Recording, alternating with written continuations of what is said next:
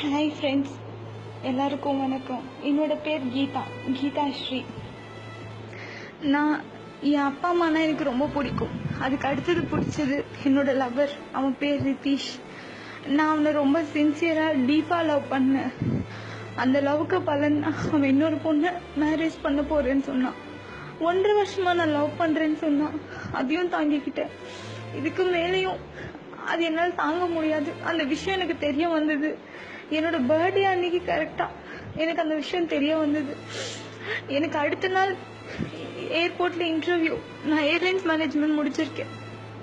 என் interview அப்போது வந்து என்னோட ஃபோனை பிடுங்கி டெலிட் பண்ணி என் கான்டாக்ட்ஸை பிளாக் பண்ணி என்னமோ பண்ணா. எனக்கு அப்போ புரியல அவன் ஏன் பண்ணுறான், இதுக்கு பண்ணுறான்னு. அதுக்கப்புறம் தான் புரிஞ்சது அவனும் அந்த பொண்ணு லவ் பண்ணுறாங்கன்னு. 1.5 வருஷம் எனக்கு இதை பற்றி எதுவும் தெரியாது. நான் அவனை சின்சியராக லவ் பண்ணேன். கேட்டால் எனக்கு அவன் கூட ஜெல் ஓட்டலை அப்படின்னு சொன்னான். என்ன பேசக்கூடாதோ எல்லாத்தையும் பேசினான் என்கிட்ட.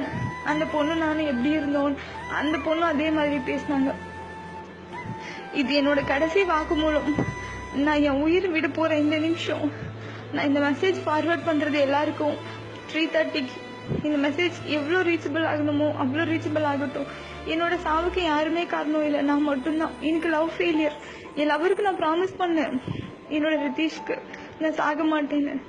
ஆனால் என்னால் முடியல. நான் இன்னைக்கு காலையிலேருந்து ரொம்ப சந்தோஷமாக இருந்தேன். எனக்கு பிடிச்ச இடத்துக்கெல்லாம் போனேன். தனியாக பீச் போனேன், ஹோட்டல் போனேன், மால் போனேன், எல்லாத்துக்கும் போனேன், ரயில்வே ஸ்டேஷன் போனேன். தனியாக என்ஜாய் பண்ண எல்லாத்தையுமே. என் அப்பா கிட்ட கடைசியாக பேசிட்டேன், என் அம்மா கிட்ட கடைசியாக பேசிட்டேன், என் தம்பி கிட்ட பேசிட்டேன், லவர்கிட்டையும் பேசிட்டேன். அவனை கடைசியாக பார்க்கணும்னு சொல்லி கூப்பிட்டேன். ரயில்வே ஸ்டேஷனில் இருக்கேன், வரமாட்டேன்னு சொல்லிட்டேன்.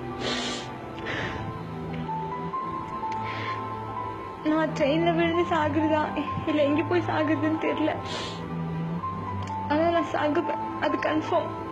நான் செத்ததுக்கு அப்புறம் ரிதீஷ் தான் அதுக்கு காரணம். யாரும் சொல்லவும் வேண்டாம், எதுவும் பண்ண வேண்டாம். நான் சாகிறதுக்கு ரீசன் என் லவ் ஃபெயிலியர், அவ்வளோதான். அதுக்கு ரிதீஷும் காரணம் இல்லை, அந்த பொண்ணும் காரணம் இல்லை. லவ் ஃபெயிலியர் மட்டும்தான் அதுக்கு காரணம். நான் அவனை உண்மையாக லவ் பண்ணேன். வேறு தப்பு செய்யக்கூட என் மனசு வரல. நான் நினைச்சேன் அவனை வெறுத்துட்டு போனால் நல்லா இருக்கும், தப்பாக போயிடலான்னு. ஒரு கட்டத்துக்கு மேலே என்னால் போக முடியல. அதனால அவன் என் கூட இருந்த வாழ்க்கையை நினைச்சிட்டு நான் என் உயிரை விட்டுட்டேன். இந்த மெசேஜ் நான் எதுக்கு சொல்றேன்னா, தயவு செஞ்சு எந்த பையனும் ஏதாவது ஒரு பொண்ணை லவ் பண்றேன்னு சொன்னீங்கன்னா இன்னொரு பொண்ணு கிட்ட போய் லவ் பண்றேன்னு சொல்லாதீங்க. இந்த பொண்ணோட மனசு தாங்காது. எத்தனையோ பொண்ணுங்க தப்பு பண்ணுவாங்க, இல்லைன்னு சொல்லல. உண்மையா இருக்க பொண்ணை என்னைக்குமே ஏமாத்திடாதீங்க. அந்த பாவம் உங்களை சும்மா விடாது. 7 ஜென்மத்துக்கு உங்களை துருத்தும். எத்தனையோ பேர் டைம் பாஸ்க்கு லவ் பண்ணுவாங்க. அந்த பொண்ணுங்க டைம் பாஸ்க்கு மட்டும்தான் லவ் பண்றாங்க. சில பேர் உயிரா நினைச்சு லவ் பண்றாங்க. அந்த மாதிரி பொண்ணு தயவு செஞ்சு ஏமாத்தாதீங்க. பாவம் அந்த பொண்ணுங்க. உங்களை நினைத்துமே உங்க உலகம் நினைச்சு வந்திருப்பாங்க. அவங்க உலகம் இல்லைன்னு தெரிஞ்சோடனே இடிஞ்சு போய் விழுந்துட்டாங்க. இந்த மாதிரி நான் நினைச்ச உலகம் இது இல்லைன்னு தெரிஞ்சு போச்சு. நான் நினைக்காத உலகத்துக்கு போக போறேன். தயவு செஞ்சு உங்களுக்கு இன்னொரு பொண்ணு மேல லவ் வந்தா அந்த பொண்ணு கிட்ட பக்குவமா எடுத்து சொல்லுங்க. அந்த பொண்ணை புரிய வைங்க. முதல்ல ஒரு பொண்ணை ஃபர்ஸ்ட் ஒழுங்கா நேசிக்க கத்துக்கோங்க.